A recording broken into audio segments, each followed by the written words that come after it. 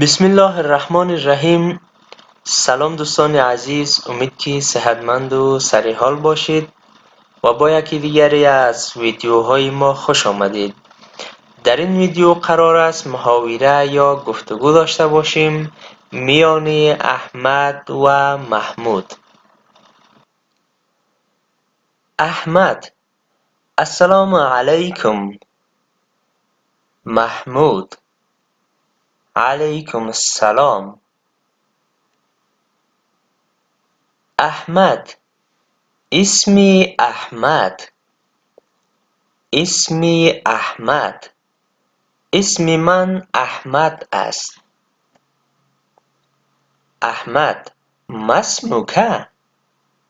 ما اسمک؟ اسمت چیست؟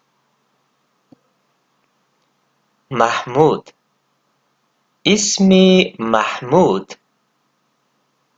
اسمی محمود. اسم من محمود است. احمد: کیف حالک؟ کیف حالک؟ حالت چطور است؟ محمود: بخیر والحمد لله. بخیر والحمد لله. خوبم الحمدلله. محمود: و کیف حالک انت؟ و کیف حالک انت؟ تو چطور هستی؟ احمد: بخیر والحمد لله. بخیر والحمد لله. خوبم الحمدلله. زینب: السلام علیکم. خدیجه: علیکم السلام. زینب: اسمی زینب. اسمی زینب. اسم من زینب است. زینب: ما اسمک؟ ما اسمک؟ اسم تو چیست؟ خدیجه: اسمی خدیجه. اسمی خدیجه. اسم من خدیجه است.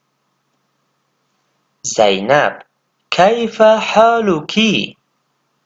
کیف حالک؟ حالت چطور است؟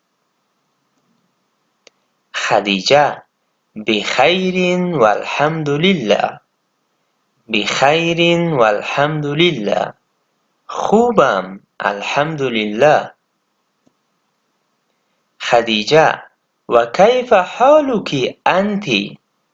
و کیف حالک انت؟ و تو چطور هستی؟ زینب: بخیر والحمد لله. خوبم الحمدلله. احمد: من این انت؟ من این انت؟ از کجا هستی؟ محمود: انا من ایران. انا من ایران. من از ایران هستم. احمد: هل انت ایرانی؟ هل انت ایرانی؟ تو ایرانی هستی؟ محمود: نعم انا ایرانی. نعم انا ایرانی. بلی من ایرانی هستم. محمود: و ما جنسیتک انت؟ و ما جنسیتک انت؟ و تو از کجا هستی؟